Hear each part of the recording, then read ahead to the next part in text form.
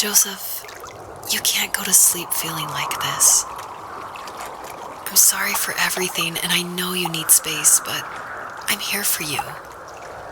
You don't need to feel so lost. Joseph, have I ever told you what my mother was like?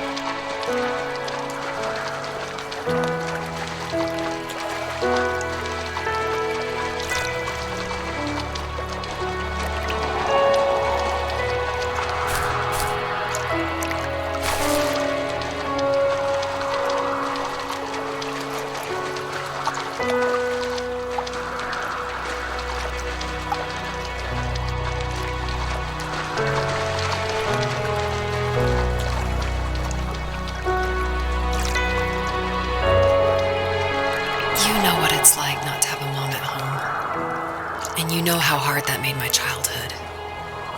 What helped me was watching the birds in the morning before the school bus came. I thought that my mother was one of those birds, and it made me want to be free like her. My mom taught me how to fold origami cranes while she was in the hospital.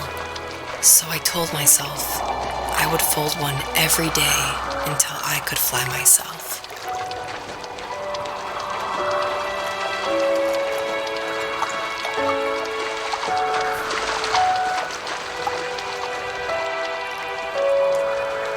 I think we both have always loved animals, and for me that love started with a dog.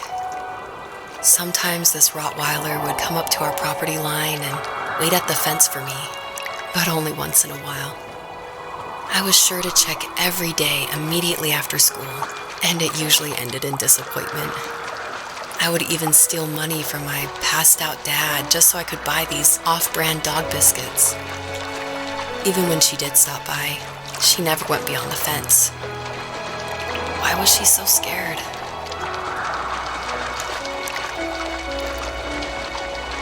I think my dad was the opposite of your dad in almost every way, except he was in the military as well.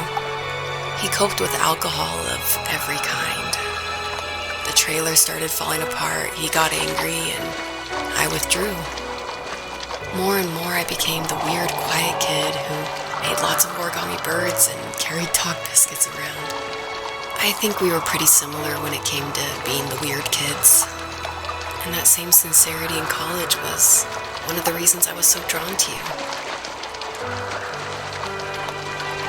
Life got worse and worse, and at one point, I really didn't think I could survive another day with my soul still intact. I had no real friends, let alone neighbors, since we lived in the middle of nowhere.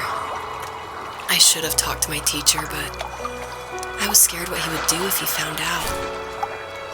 As I waited for the school bus one morning, I walked around until I found something in an abandoned shed.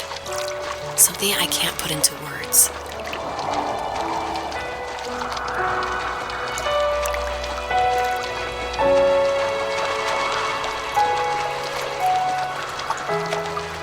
I summoned courage I didn't know I had, and I broke into my dad's room and found the key to the shed where he had locked my bike. I'll never forget that feeling of the wind rushing by my ears as the sun rose over fields of wheat. I was flying for the first time. I biked as far as my legs could take me until I found a house that felt friendly, and that felt like home. Those strangers helped me in so many ways. And if it wasn't for them, I wouldn't have found my foster family.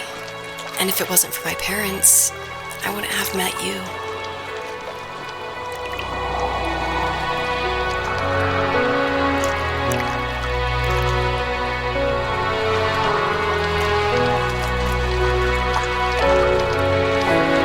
You have strength, Joseph, and you're not as alone as you think. It's all just so pointless, just waiting for life to happen. It's like having the home I always wanted is cursed out of my reach. The thought of being a parent myself, how could I do that when I couldn't even be a good son? I'm sorry, I know what you're saying. I just don't know how things will work out. These quiet hours will turn into years. We'll wonder which roads passed us by. Then we'll forge a new road together. Besides, I discovered for myself that one fateful morning where any hopeful road leads to. There may be thorns and mist, but it always leads to the same thing. And what's that? Family. I'm so glad that you're part of my family, Rachel. And I'm glad you're part of mine.